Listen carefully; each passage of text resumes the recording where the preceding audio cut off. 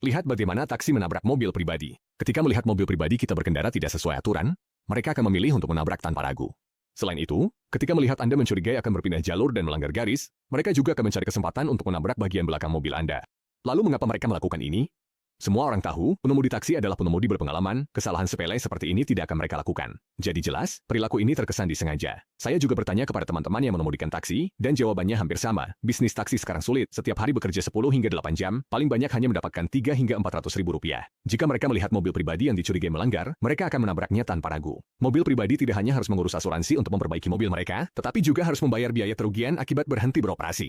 Ingatlah, biaya kerugian akibat berhenti beroperasi tidak ditanggung oleh perusahaan asuransi, pemilik mobil. Bukankah kita menjadi pihak yang dirugikan? Selain itu, mobil jika diperbaiki butuh Oktober 15 hari. Bagi mereka, tinggal di rumah dapat menghasilkan uang, sementara kita hanya bisa menerima nasib. Jika Anda memiliki mobil, pastikan untuk menonton video ini sampai selesai. Dapat membantu Anda menghemat beberapa juta.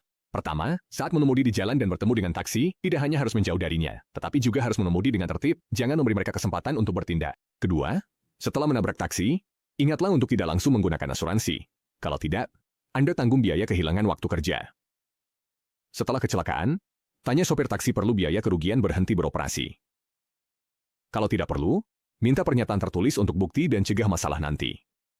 Kalau perlu, jelaskan ke asuransi pakai asuransi wajib lalu lintas untuk bayar kerugian berhenti beroperasi.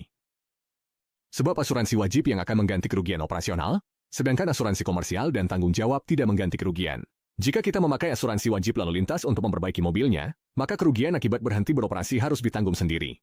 Jadi ingat, gunakan asuransi wajib dulu untuk biaya kerugian akibat berhenti, dan jika masih kurang, gunakan asuransi komersial untuk mobil lain. Bagaimana? Apakah semua orang sudah memahaminya?